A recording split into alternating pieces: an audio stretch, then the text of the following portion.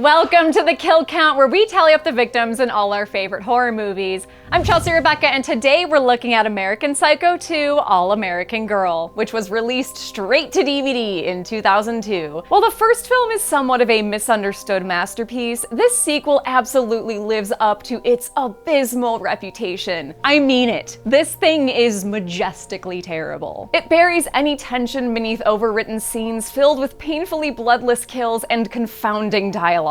Why would you lie to me?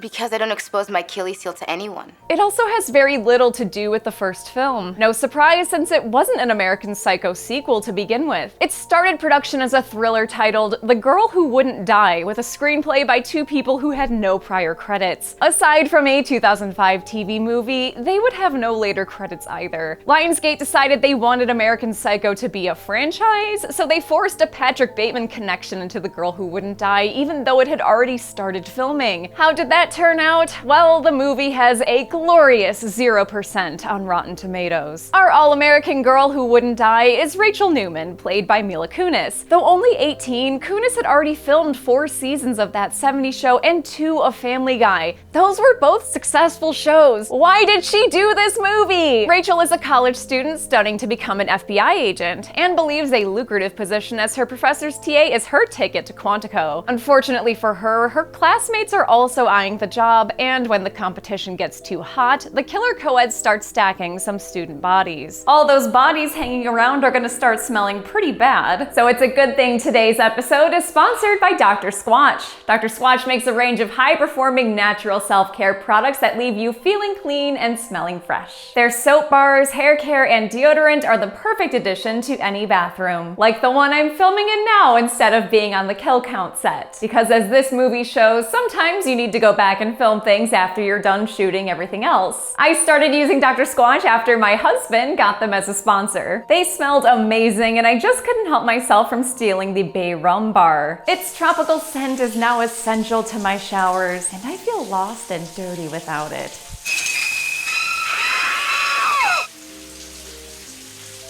Game time. And they do it with products that are all at least 98% natural in origin. Look at this label. I recognize everything on here. How many soaps can you say that for? You don't have to answer. I have the ingredient list for another bar of soap that shall remain nameless. Sodium lauryl isethionate. Those aren't real words. Try Dr. Squatch for yourself with the link below, and new customers can use code DSQDeadMeat to get 20% off on orders over $20. This movie's marketing promises it's angrier, deadlier, sexier. Not sure about 2 of those, but I'm here to test that second one. Let's get to the kills. The movie begins with another head in Patrick Bateman's fridge. Hope he buys those in bulk at Costco. Our favorite murderous money man is grabbing an eye mask from his freezer, just like in the first film. His outfit's a little strange though, and that's not the only thing different about Patrick Bateman here. He's now played in the peripherals by some guy named Michael Kremko, probably because Christian Bale was busy fighting dragons with Matthew McConaughey. Or maybe they sent him the script, to which he responded like that guy from Dorsia.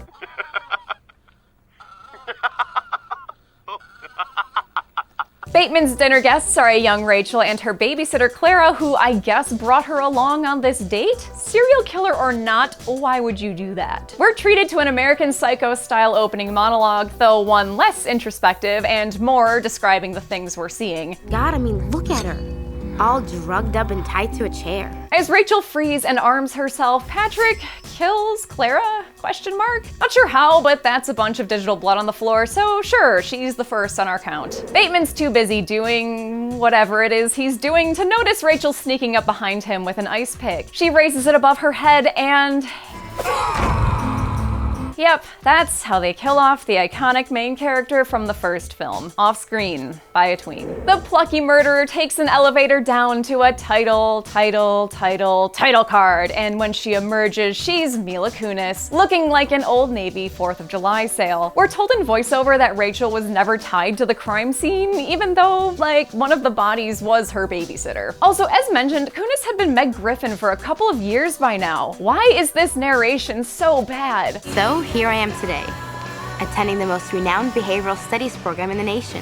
According to a very real-looking sign, Rachel attends the fictional West Washington College. She has her sights set on the FBI Academy at Quantico, a decision she made shortly after killing Patrick Bateman. I silently vowed to devote my life to stopping other psycho killers. She wants to be a federal agent. But before she can be Starling, she's gonna have to be Starfleet with Professor Bobby Starkman. Stop calling me Bobby. Sorry, Robert Starkman, played by the captain himself, William Shatner. Starkman is a former FBI serial killer hunter, which is not a real job. He retired after failing to solve the murder of one Patrick Bateman. Funny how life works, isn't it? Starkman's looking to replace his current teaching assistant, Elizabeth McGuire, played by Hilary Duff. Oh wait, sorry, that's Kim Schraner, last seen on the kill count getting ragdolled by the Hoffmanator in Saw 3D. Rachel wants the job since she sees it as a fast track to the FBI. Unfortunately, so does the entire class, including rich kid Brian, smart kid Keith, and has boobs kid Cassandra, whom Starkman very openly flirts with after class. He even gives her the "I am having an affair with you" heart necklace from Love Actually. Rachel fills out her TA application, but is told by a school employee named Gertie that she can't apply because she's only a freshman. This is a prime example of this movie's awful screenplay. We shouldn't spend this long discussing the minutia of an application process. We also shouldn't spend so long talking about GPAs, like when that Brian kid complains about his not being high enough for the job. Wait till she sees my GPA after my cousin hacks into the mainframe. You want a dangerous drinking game? Drink every time a character says GPA. GPA. GPA. GPA. That'll leave you drunker than 2013 me watching Snow White. Eat it, bitch! Outside, Gertie is stalked to a score that sounds like transition music from SpongeBob SquarePants.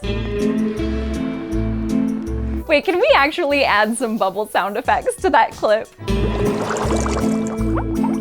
Perfect. I saw one reviewer say this music sounds like it came from Desperate Housewives, and that's dead on accurate.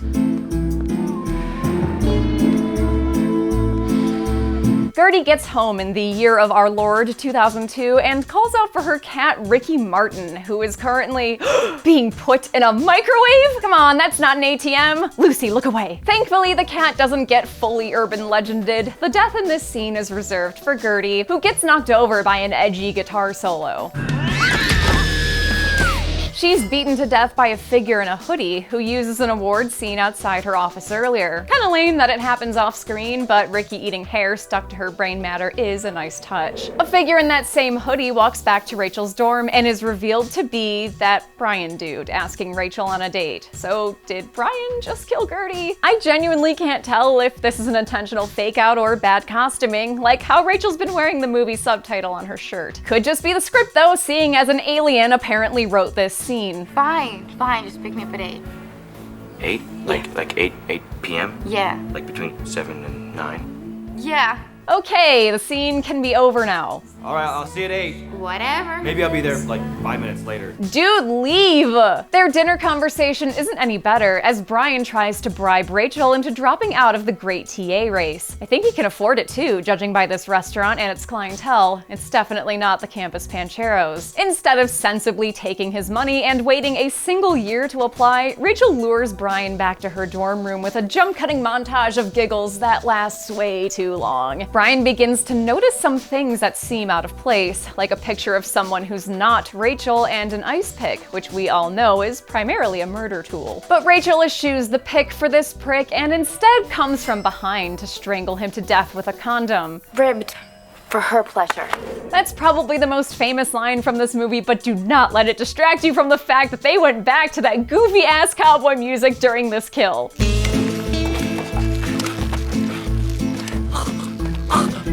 Rachel disposes of his body while voicing a justification, reasoning that she'll be able to save lives when she's in the FBI. I'm killing the few to save the many.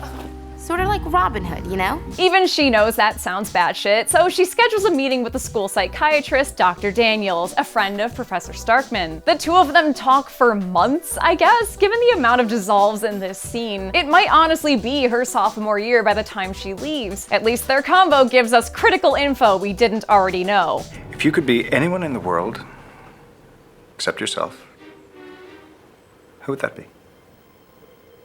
Elizabeth McGuire. I've always wanted a little cartoon version of myself. Dr. Daniels, world's best therapist, immediately diagnoses Rachel as a sociopath and calls Starkman to warn him about her. Due to patient-doctor confidentiality, which is being all sorts of violated right now, the two make an agreement. I won't tell you the name if you promise not to say it out loud. Once you figured it out. I wasn't aware you could 21 questions yourself out of a HIPAA violation. Daniels implies that the patient is a female student who's obsessed with Starkman, setting us up for some sitcom-level misunderstanding later. Rachel attends a swanky goodbye party for Lizzie McGuire, but when she tries to talk to Starkman, he's already knee-deep in bootlickers. No one is giving her an opening.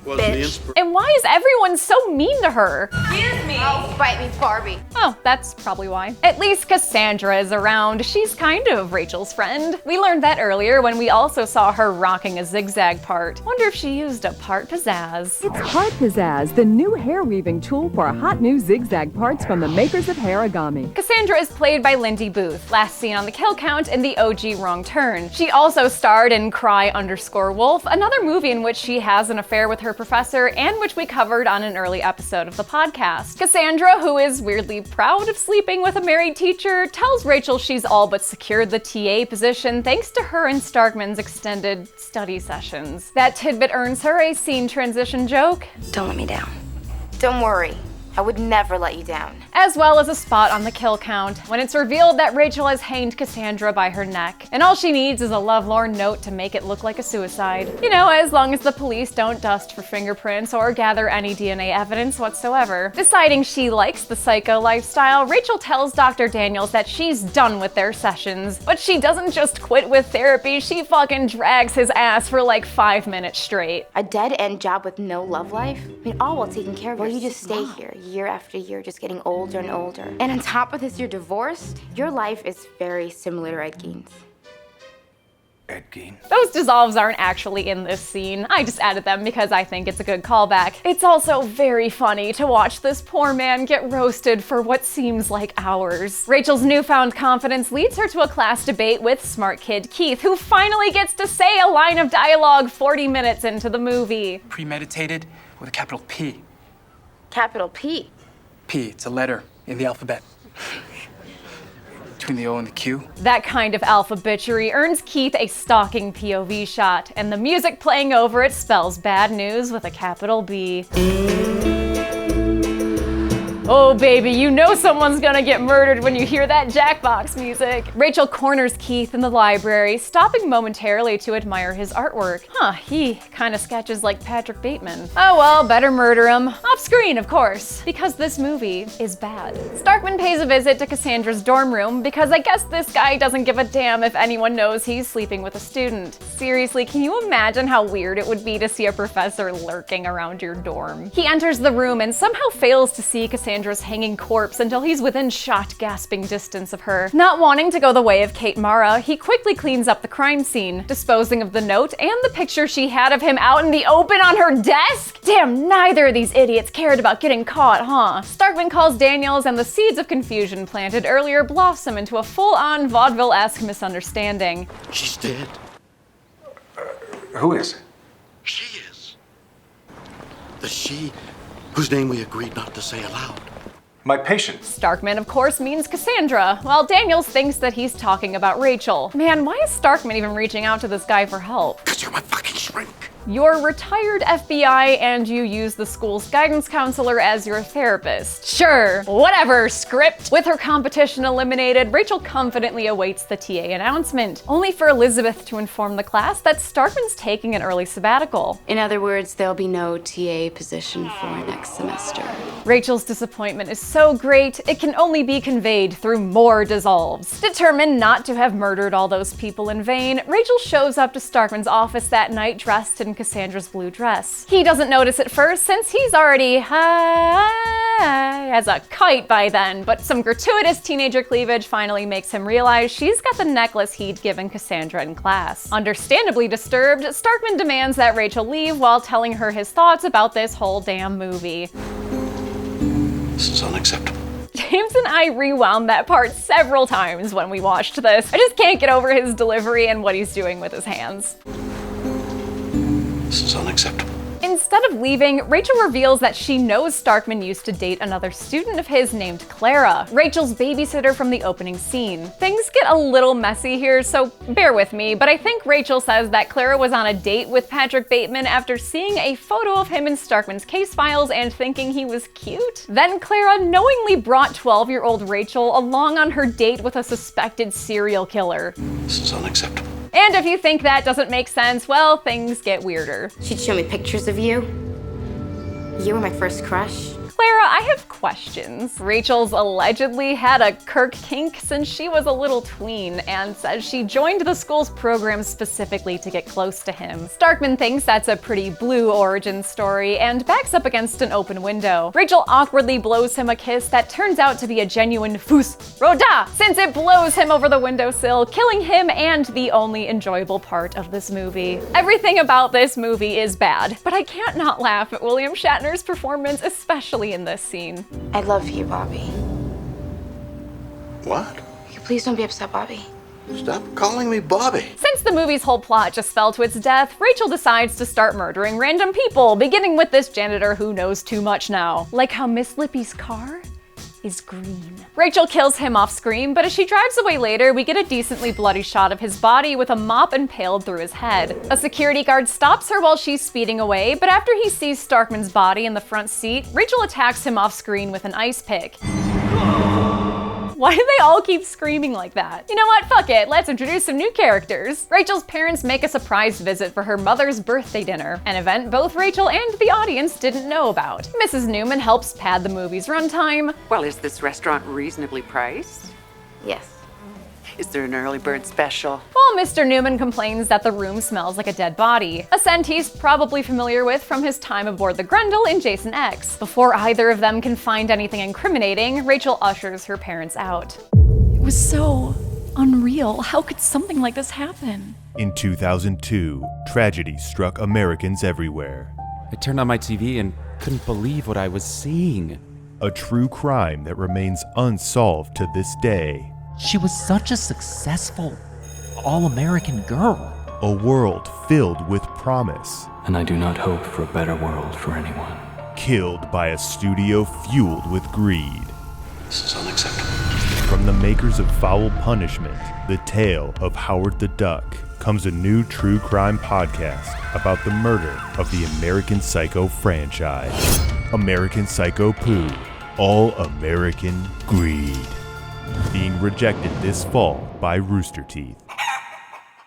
They go to the same restaurant where she and Brian went earlier, which is also where Dr. Daniels is presently dining with his mother. Because of the misunderstanding with Starkman, Daniels thinks Rachel is dead. So when he sees her, it's like he's spotted a ghost. He drives back to campus to look for answers, failing to notice the dead body of that security guard from last night. Has his body just been sitting there for 24 hours? This is unacceptable. Hope he got some overtime pay. After finding an empty pill bottle in Starkman's office, Daniels finally decides to get the police involved. He reports his friend's disappearance to two veterans of the kill count. Jim, played by Boyd Banks, who was also on the crew of the Grendel, and Harvey, played by Neil Crone, last seen arresting another teenage murderer in It Chapter 2. The officers inform him that Starkman is their third missing person this year, one of whom is quite interesting to Dr. Daniels. Oh, of course, the Newman girl.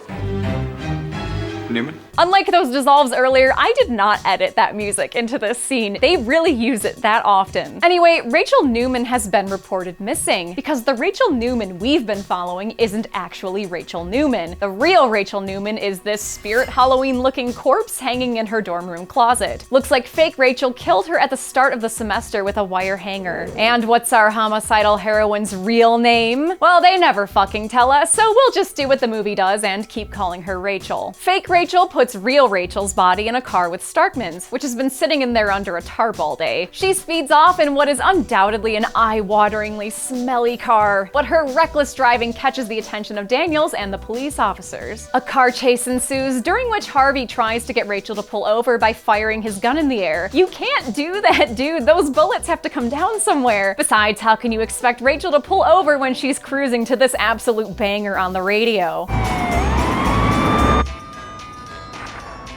This This is probably one of the greatest twists in all of cinema. That cloppity-ass Old West stock music actually exists in universe. Apparently, Rachel burned an hour-long loop of it onto a CD to listen to in her car.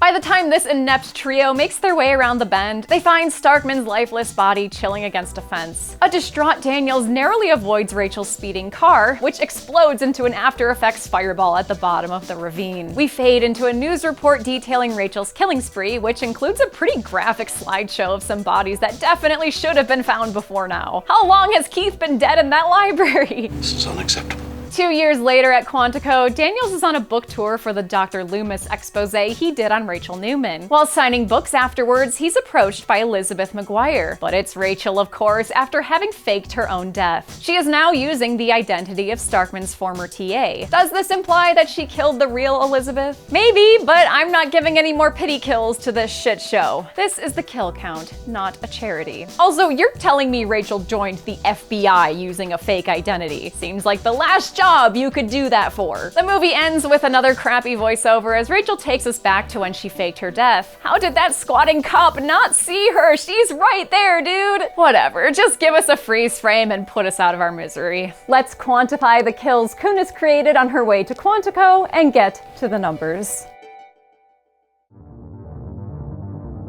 11 people died in American Psycho 2, which means the first movie has it beat in both quality and quantity. The victims consisted of 5 women and 6 men, giving us this all-American apple pie chart.